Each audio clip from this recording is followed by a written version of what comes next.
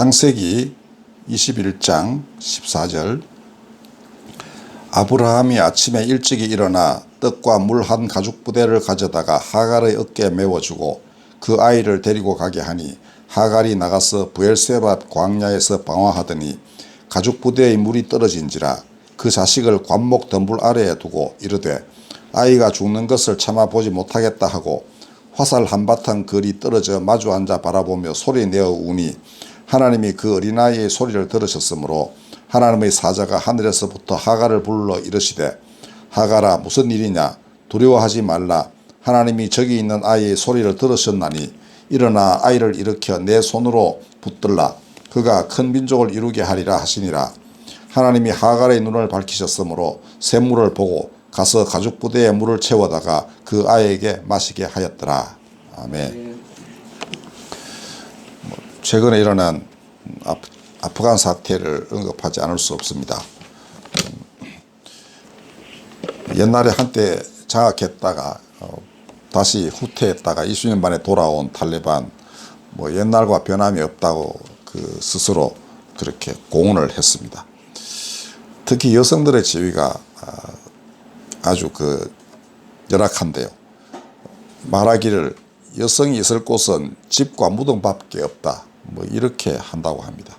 집에 가만히 있거나 나돌아다니다가 죽는다. 이런 말이겠죠. 그러나 이따위 시대착오적인 남존 여비 사상에 젖은 자들에게는 여성들이 죽음을 무릅쓰고 싸우는 것이 상책입니다. 그러면 의외로 함부로 총질을 못하게 됩니다. 물론 희생이 있을 수도 있습니다. 그러나 동족을 학살하는 정권치고 안 무너진 정권이 없습니다. 결국은 내부의 강력한 반발 때문에 쓰러지게 되어 있습니다. 게다가 이 무슬림, 즉 이슬람의 뜻이 뭐냐 하면 하나님 뜻에 복종하는 자라는 뜻입니다. 근데 이 탈레반과 IS는 샤리아라는 이슬람 법을 앞에 내세우지만은 해석을 자기 마음대로 해요. 그러니까 스스로 하나님이 된 사람들이어서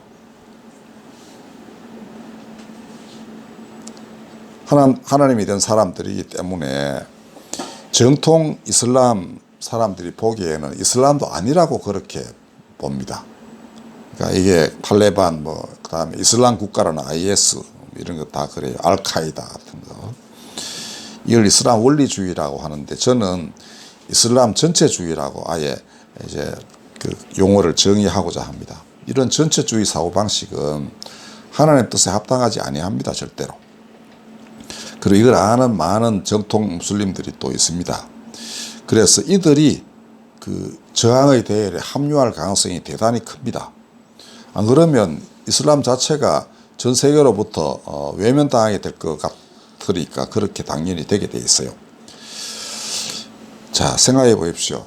개혁은 바깥에서 강제로 주어지는 것보다는 내부의 힘에 의해서 이루어지는 것이 가장 바람직합니다. 그것도 가장 사람 대접 못 받는 그룹들에 의해서 성취될 때 그 계획이 가장 튼튼합니다. 여러분들, 하나님이 이스라엘을 구원하신 것을 보십시오. 가장 강성한 세력은 애굽의 바로였습니다. 근데 하나님은 바로 그들에 의해서 힘이 없기 때문에 종살이를 하는 히브리인들을 불러내서 가차없이 애굽을 정말 징치하신 뒤에 그들을 자신의 백성으로 삼으셨습니다. 이것이 구약 성경의 가장 핵심적인 사건입니다. 하나님이 어떤 분이시냐? 높은 자를 낮게 하시고 그런 위에 앉은 자를 존귀하게 하시는 분이다. 왜 그러한가? 이들이 진실로 하나님을 믿고 따르고 하나님의 사랑에 감업하고 또 사람을 사랑할 줄 알게 되기 때문입니다. 그래서 하나님은 누누이 이스라엘이 강대한 국가가 된 뒤에도 말씀하시기를 너희는 옛날 애굽에서 종살이 하였던 때를 기억하라. 그리고 너희 가운데 있는 고아와 과부와 나그네를 돌보라. 이렇게 하셨습니다. 이게 하나님 나라의 기본 법도이고 모습이고 그 이외의 것은 하나님 나라라고 할 수가 없는 것입니다. 자, 그럼에도 불구하고 고아와 과부와 나그네, 그다음 이렇게 여성이 사람 취급 못 받는 곳에서는 여성들 당연히 돌보는 것이 아브라함의 하나님의 모습이었습니다. 이슬람은 바로 그 아브라함의 하나님을 믿는 종교예요. 자, 사랑하는 아기를 철조망 위 외국 군인들에게 건네주는 그런 장면들이 많이 방영이 되었습니다. 무슨 생각을 했을까요? 아마 그들은 모세를 생각했을 겁니다. 모세는 파라오가 당시에 히브리인들 가운데 구원자가 나타날 것이라는 예언을 어디서 주워 듣고는 모든 아기들, 남자아이들은 전부 다 강물에 집어 던져서 죽이라고 했습니다. 산파들에게 아예 날 때부터 죽여라 이렇게 했는데 산파들이 아이고 이스라엘 어머니들이 워낙 튼튼해가지고 제가 쫓아가면 이미 아가 태어났어요 뭐 이랬습니다. 그러니까 그냥 다 강물에 집어넣어 이랬는데 모세의 어머니는 아이가 워낙이 강건하게 생겼으니까 석 달을 잘 숨겨놓고 있다가 살리기로 작정했죠. 하나님이 살려주실 것이다 이러고는 아브라함과 이삭과 야곱의 하나님, 우리 조상의 하나님이 살리실 것이다. 그 정말 갈대 상자에 넣어서 물에 띄워보내는데 누나가 또 한 몫을 하죠. 이렇게 찾아가가지고 어디로 가는가. 결국은 그 공주가 그걸 건져내고 그 생모가 유모 노릇을 하도록 이렇게까지 그 누나가 잘 어레인지를 해요. 그 모세는 결국은 나중에 돌아와서 이스라엘의 위대한 인도자가 되었습니다. 저는 가끔 어제 2, 3일 전부터 그걸 보고서 생각이 드는 게 그겁니다. 저 아이 가운데, 저 갓난아기 가운데 정말 모세처럼 다시 장성하여 아프간을 하나님께로 인도하는 사람이 나올 수도 있겠다. 그리고 아마도 어머니든 그런 마음으로 너는 살아라 이 정도가 아닐 겁니다. 아마 살아서 장성하여 돌아와서 너의 조국, 너의 어미를 구하여라. 이게 아마 어머니의 마음이 아닌가. 어머니는 당연히 그렇게 생각합니다. 그 다음 또 하나는 지금까지는 아기 때문에 시키는 대로 해야 되고 뭐 죽으라면 죽고 이런 시중을 해야 되겠지만은 이제 지킬 것 없다. 내 한 몸뚱이 외에는 없다. 그렇다면 이 한 몸 바쳐서 죽기를 각오하고 이 나라 이 백성의 자유를 위하여 우리 아이들의 미래를 위하여 내 몸 바치겠다. 이렇게 생각할 수도 있는 겁니다. 저는 많은 어머니들이 그렇게 지금 마음 먹고 있다고 느끼고 있습니다. 자, 이런 여성들을 그 거지 같은 탈레반 군인들이 당할 수 있겠습니까? 괜히 자존심만 놓고 어떻게 하다가 미군이 나가버리니까 정권을 장악한 자들 그렇게 쉽게 아프간을 오랫동안 장악하여 사람들 괴롭힐 그럴 힘은 없다고 저는 믿습니다. 문득 아브라함의 집에서 쫓겨난 하갈이 아들 이스마엘을 관목 덤불 아래 두고 통곡하는 오늘의 이 본문 장면이 떠오릅니다. 뭐 잘 아시다시피 그 하갈은 사라의 여종이었는데 이제 사라가 아이들이 잘 안 나오기 때문에 여종을 아브라함과 동침하게 해서 아이를 낳게 했는데 신분상으로 하갈은 사라의 것입니다. 사라의 물건. 그 다음 이스마엘은 아브라함의 아들이에요. 왜냐하면 그 종은 사라의 것이기 때문에. 근데 이제 서로 여인들 간에 이제 티격태격 하다가 결국은 아브라함은 그 사실을 잘 알고 있었습니다. 그러나 그냥 하나님 내보내라 했어요. 그래서 약속이 있기를 그 앞에 보면은 여종의 아들도 내 신이 내가 그로 한 민족을 이루게 하리라 이렇게 했습니다. 그러니까 지금 아랍 족속들은 그 이스마엘의 자손으로 스스로를 이해하고 있습니다. 그러니까 민족으로도 그렇고 그다음 신앙적으로 이제 무함마드는 아브라함과 모세의 하나님 이걸 이제 믿는 그런 선지자였죠. 자, 이 하갈은 이제 가지고 나온 물이 다 떨어지니까 아이를 서늘한 이제 덤불을 아래 놓고는 이제 자가 이제 곧 굶어 죽겠구나, 목말라 죽겠구나 하고는 멀리 떨어져서 이제 통곡을 합니다. 그때 천사가 나타나서 아까 읽어드린 대로 하나님이 저 아이의 소리를 들으셨다. 그러니까 이때 이제 나이는 좀 됐죠. 그리고는 그가 큰 민족을 이루도록 하겠다. 하나님 약속을 다시 한번 일깨워 준 뒤에 하갈의 눈을 밝혔더니 샘물이 있는 것이 보였다. 꼭 아브라함이 이삭을 번제로 드릴 때 하나님이 그만두라 하시고 돌이켜 보니까 그 양이 한 마리 있는 것을 발견하고 비슷하게 이렇게 살아나게 되는 것입니다. 저는 믿기를 아브라함의 하나님이 지금 아프간 여성들의 부르짖음을 들으시고 보살피실 것이다. 저는 확신합니다. 자, 그럼 이 사태를 한번 돌이켜 보면 그 싸움의 결말이 어떻게 되리라 하는 것을 예측할 수 있습니다.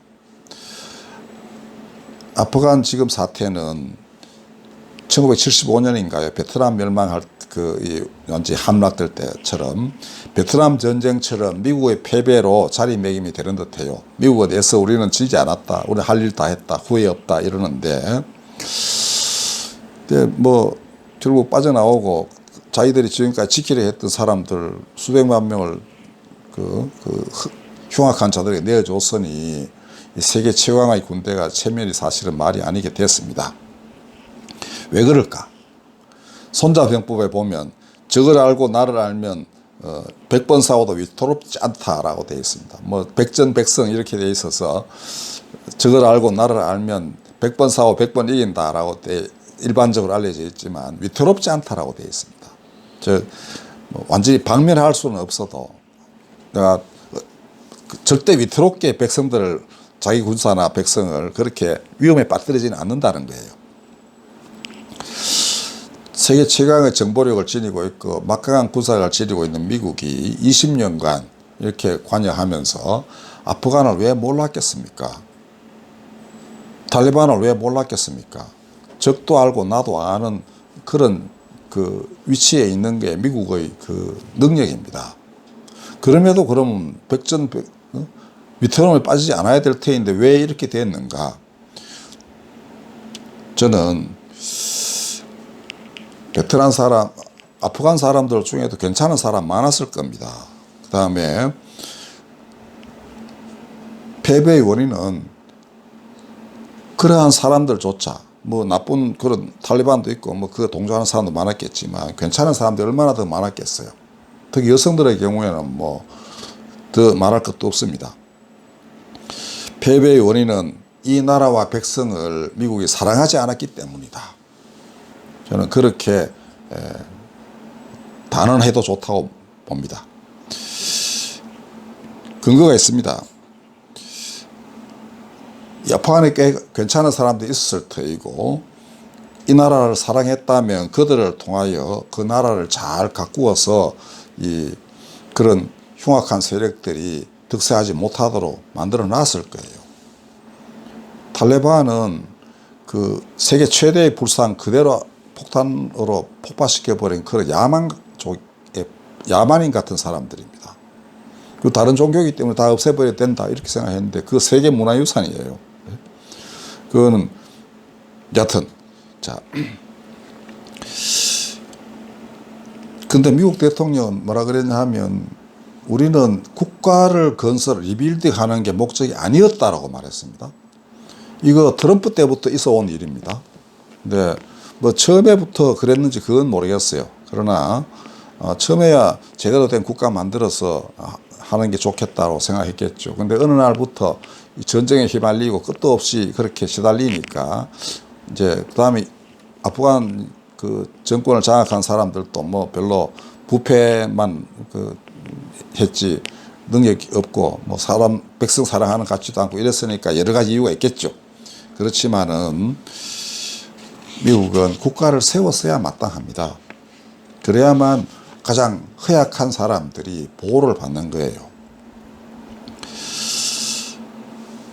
사랑하지도 않고 그래서 국가를 세우려 하지도 않았다면 지는 것은 당연합니다.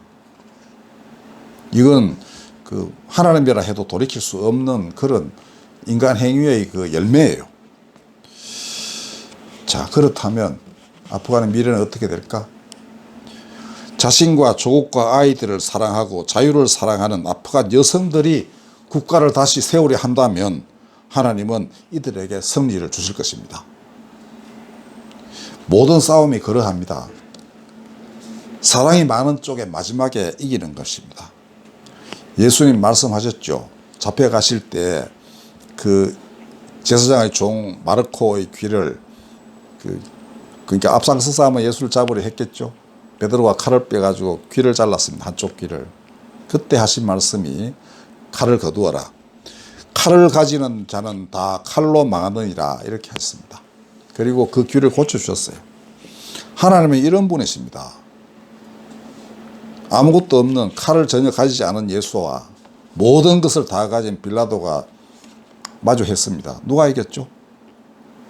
빌라도는 비겁하게 자기가 이 사람이 무죄하다는 걸 알면서도 자기에게 주어진 권한을 보유하기 위하여, 즉 잘못하면 이제 국가의 대역죄를 저지른 자를 놓아준 사람처럼 되면 자기 지위가 위태롭죠. 그렇게 해서 결국은 예수를 십자가에 내어줬습니다.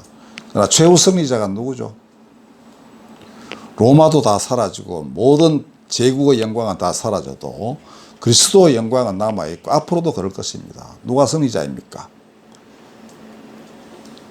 이웃을 내 몸처럼 사랑하고 양을 위해 목숨을 버리는 사랑을 간직한 자가 최후 승리자가 되는 거예요. 중국도 마찬가지입니다. 중국을 세운 마오쩌둥, 모택동은 말하기를 권력은 총국에서 나온다고 했습니다. 그러나 그게 잘못이라는 걸 깨달아 안 사람은 덩샤오핑, 덩소평이에요. 근데 지금 중국 시진핑은 다시 마오쩌둥으로 돌아가고 있습니다. 결과는 어떻게 될까요? 결국은 망하게 되는 겁니다. 그 중국은. 그러나 중국 인민들은 그렇지 않죠.